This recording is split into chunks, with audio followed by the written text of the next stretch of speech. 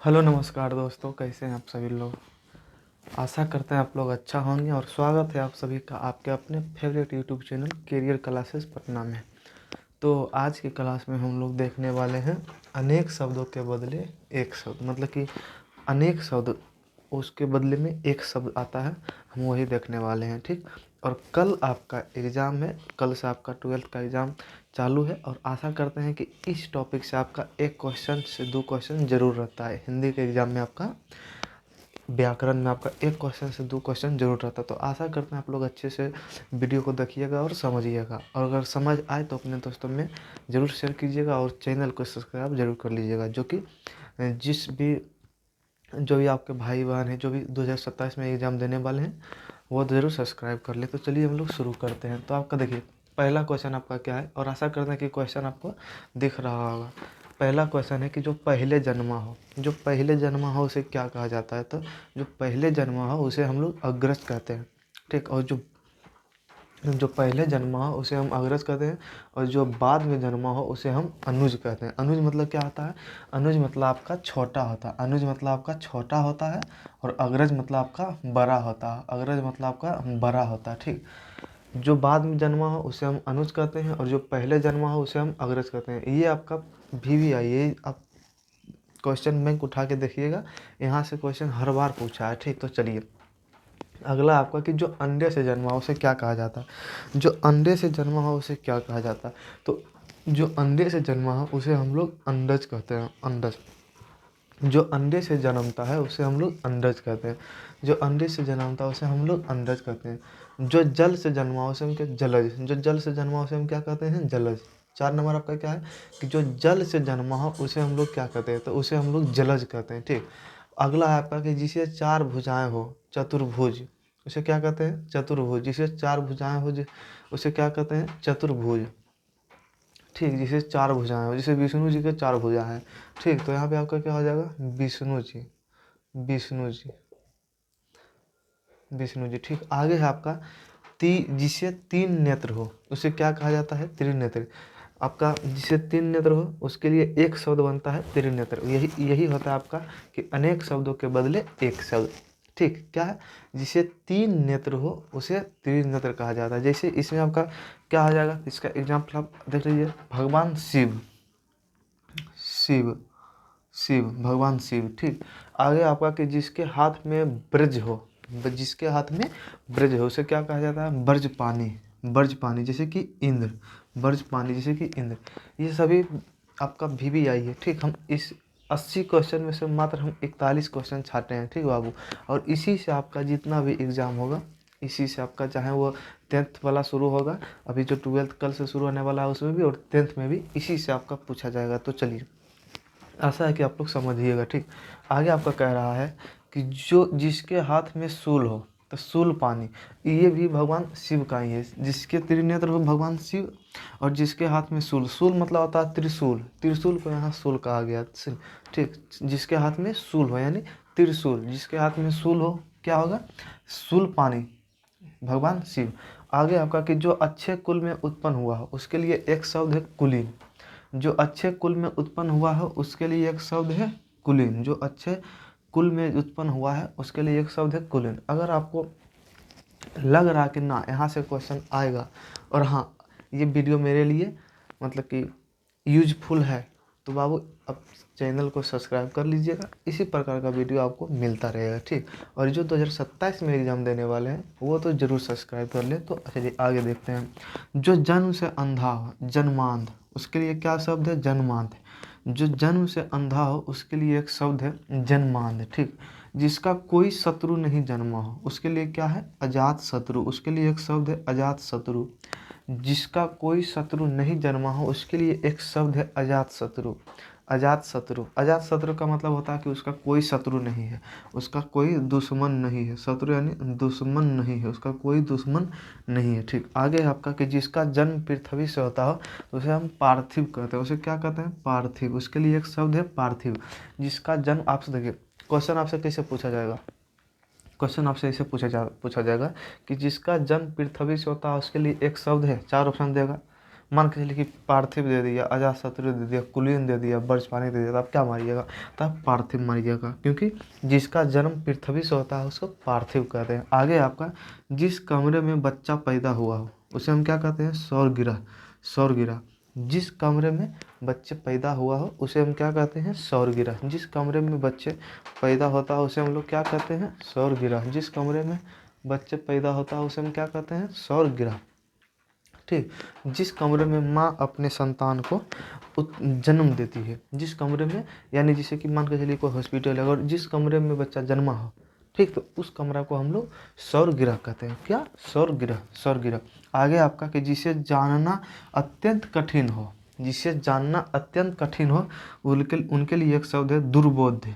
दुर्बोध्य। जिसे जानना अत्यंत कठिन हो, जिसे जानना, इसे कुछ कोई चीज़ सीखते हैं तो नहीं बोलते हैं कि बहुत कठिन है, हमसे नहीं हो पाएगा, तो उसके लिए क्या एक शब्द है? दुर्बोध्य। दुर्बोध। ठीक। गुरु के निकट रहने वाला विद्यार्थी अंतेवासी। अंतेवासी। उसके लिए क्या शब्द है? अंतेवासी। गुरु के निकट रहने वाले विद्यार्थी अंतेवासी। आप लोग में से कितने ऐसे हैं जो कि अपने गुरु यानी जो टीचर है, आपके शिक्षक है, उनसे बहुत करीबी रिश्ता आपका, मतलब बहुत उसके, मतलब कि एक होता है ना कि बहुत नज़दीकी, तो वो कमेंट कीजिएगा। ठीक। मेरा तो जितने भी मेरे गुरु जी हैं, जितने भी मेरे टीचर हैं, जिनसे भी हम पढ़े हैं, सबका नज़दीकी हम रहे हैं। जितने भी हम पढ़े हैं सबका नज़दीकी हम रहे हैं, और ये हमारे लिए गर्व की बात है कि हाँ, हम नज़दीकी अपने शिक्षक की, मतलब कि एक तरह से बोलिए ना कि हाँ, बहुत नज़दीक थे हम, बहुत हमको मानते थे, और अभी भी जाते हैं तो अभी भी हमको मानते हैं, ऐसा बात नहीं है कि हम नहीं मानते। चलिए, गुरु के निकट रहने वाले विद्यार्थी अंतेवासी कहलाता है। आगे आपका कि जो युद्ध में स्थित रहता है, तो युधिष्ठिर। युधिष्ठिर। जो युद्ध में स्थिर रहता है उसके लिए एक शब्द है युधिष्ठिर। जो युद्ध में स्थित रहता है उसके लिए एक शब्द है युधिष्ठिर। क्या? युधिष्ठिर। याद करते जाइएगा, आपका यहीं से क्वेश्चन आएगा, आपका यहीं से क्वेश्चन आएगा। ठीक। और ना तो अगर जिस दिन हिंदी का एग्जाम हो, ये टॉपिक देख लीजिएगा, आपका इससे बाहर नहीं आएगा, देख के जाइएगा। आगे आपका कि जो बाएं हाथ से तीर चलाता हो, सत्यसाची। सत्यसाची। जो बाएं हाथ से तीर चलाता हो के लिए एक शब्द है सत्यसाची।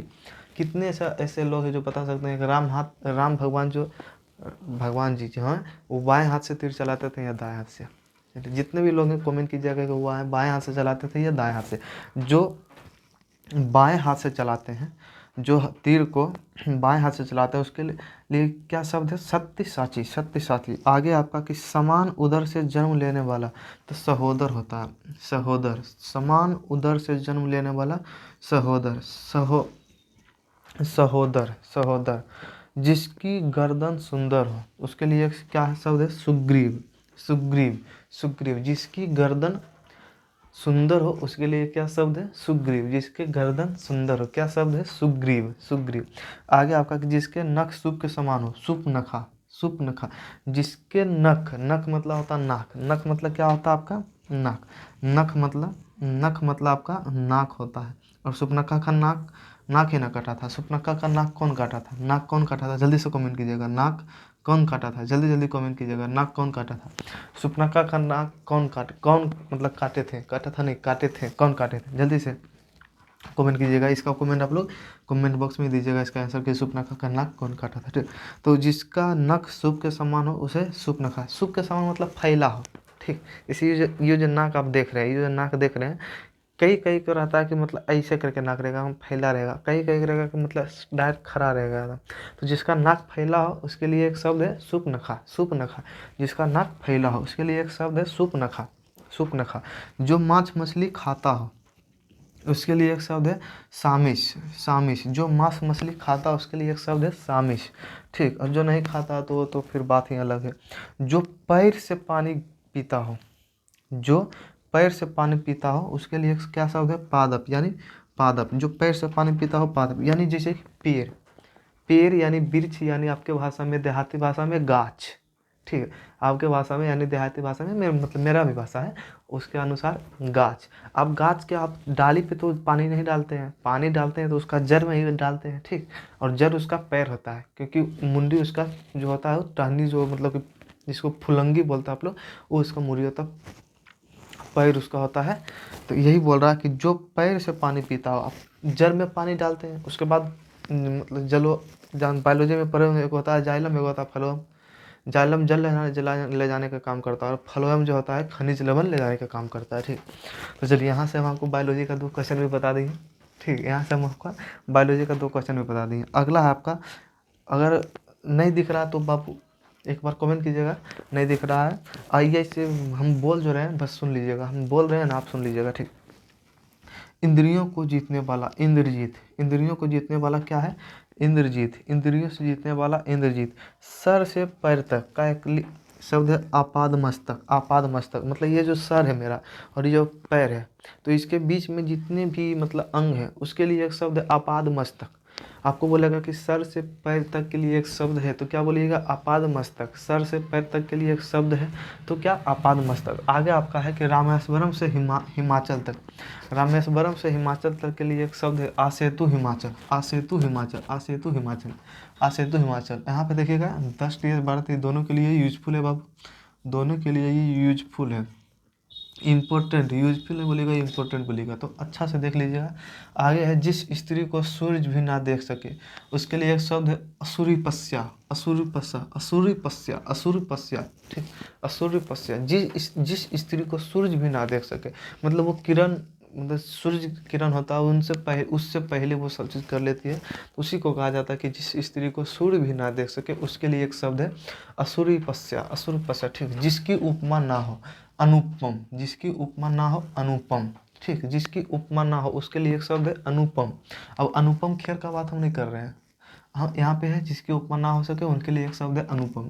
अब आगे है आपका रात और संध्या के बीच का बेला गोधली कहलाता है, गोधली। और आपका 12th का जो बुक है उसका नाम भी आपका गोधली है, 12th का जो बुक है उसका नाम भी आपका गोधली है। और गोधली एक शब्द किसके लिए प्रयुक्त, किसके लिए प्रयुक्त होता है? तो रात और संध्या के बीच की जो बेला होता है, बेला मतलब समय, रात और संध्या, रात और संध्या के बीच की जो गैप होता है, जो समय होता है, उसी को हम लोग गोधली कहते हैं। ठीक, आगे आपका कि जो बहुत कठिनाई से मिलता हो उसे हम दुर्लभ कहते हैं। ये तो आपको याद होगा कि जो बहुत कठिनाई से मिलता है दुर्लभ कहलाता है। आगे आपका हृदय को फाड़ने वाला, हृदय को फाड़ने वाला क्या कहलाता है?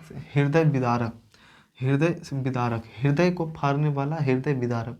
घुटनों तक जिसकी भुजाएं हो, आजानुबाहु, आजानुबाहु, घुटन, घुटनों तक जिसकी भुजाएं, भुजाएं मतलब क्या होता है? हाथ, भुजाएं मतलब क्या होता है? हाथ। ये जो आप देख रहे हैं इसी को हम लोग भुजा बोलते हैं। और अधिकतम आदमी का भुजा कहाँ तक पहुँचता है? तो ठेहुना तक नहीं पहुँचता।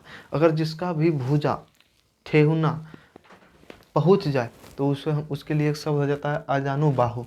आगे आपका जो व्याकरण जानता हो, व्याकरण, जो व्याकरण जानता हो उसके लिए एक शब्द है व्याकरण।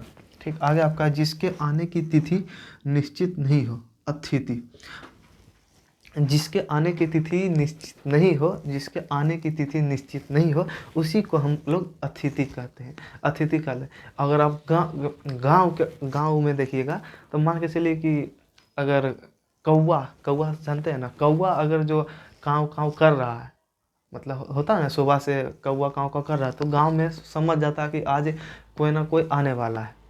यानी उनको पता नहीं है, यही है जिसके आने की तिथि निश्चित नहीं हो, कब आएंगे नहीं आएंगे उसको कोई पता नहीं, उसका कोई समय ही नहीं है कि हाँ इस समय आएंगे, इस दिन आएंगे, कुछ है। जिसके आने की तिथि निश्चित ना हो उसी को हम लोग अतिथि कहते हैं। ठीक, अब मान के चलिए शादी हुआ, कब जीजा जी पधार गए पता नहीं, तो जिसके आने की तिथि निश्चित नहीं हो उसे हम अतिथि कहते हैं। आगे है पेट में लगने वाली आग को हम जठरानल कहते हैं, पेट में लगने वाली आग को हम जठना, मतलब पेट में लगने वाली आग के लिए एक शब्द है जठनारल, जठनारल, जठरानल, जठरानल। आगे आपका जो कठिनाई से बचे, दुष्पाचय, दुष्पाचय, जो कठिनाई से बचे, दुष्पाचय। दिन और रात के लिए एक शब्द होता है अहर्निश, अहर्निश, अहर्निश, अहर्निश, अहर्निश। दिन और रात के लिए एक शब्द है अहर्निश। जिसके हाथ में बीना हो तो बीना पानी, ये तो सब जानते हैं। जिसके हाथ में बीना हो, बीना पानी, जैसे सरस्वती, सरस्वती माता, सरस्वती माता। जिसके हाथ में बीना हो, बीना पानी, सरस्वती माता। जो तालाबों में जन्मा हो, सरसिज, सरसिज, सरसिज, जो तालाबों में जन्मा हो, सरसिज। आगे आपका जिसमें तुरंत सोचने की शक्ति हो, जिसमें जैसे कुछ बोले तुरंत फटाक से सोच लिया ना यही होगा, कुछ भी बोले ना यही होगा, फटाक से सोच लिया, उसके लिए एक शब्द है प्रत्युत्पन्न मतित्व। प्रत्युत्पन्न मतित्व, देखिए यहाँ पे प्रत्युत्पन्न मतित्व, मतित्व। आगे आपका कि बढ़ा चढ़ाकर कही गई बातें, तो अतिशयोक्ति, बढ़ा चढ़ाकर कही गई बातें के लिए एक शब्द है अतिशयोक्ति। आगे आपका कि जंगल में लगने वाली आग को हम लोग क्या कहते हैं, तो दावानल। जंगल में लगने वाली आग को हम लोग क्या कहते हैं, तो दावानल। जंगल में लगने वाली आग को हम लोग क्या कहते हैं, दावानल। इसका अभी तक इसका आंसर आप लोग कमेंट बॉक्स में दीजिएगा कि नख मतलब क्या होता है, नाक। ठीक, जिसका नाक सूप की तरफ फैला उसके लिए एक शब्द होता है सूपनखा, और सूपनखा का जो नाक होता है वो किसने काटे थे। ठीक, तो यही है बाबू आपका 41 क्वेश्चन, और यहीं से आपका पूरा एग्जाम में क्वेश्चन आएगा। तो आशा करते हैं समझाने का कोशिश किए हैं और आप लोग को समझ आया। अगर आप लोग को समझ आया है तो बाबू चैनल को आप लोग सब्सक्राइब कीजिए, अपने दोस्तों में शेयर कीजिए, और जो 2027 में एग्ज़ाम देने वाले हैं उन सभी को चैनल सब्सक्राइब करने के लिए बोल दीजिए। तब तक के लिए मिलते हैं अगले वीडियो में, और इस वीडियो आप जब एग्ज़ाम देने जाइएगा तो देख के जाइएगा। तब तक के लिए धन्यवाद, मिलते हैं अगले वीडियो में। जय हिंद, जय भारत।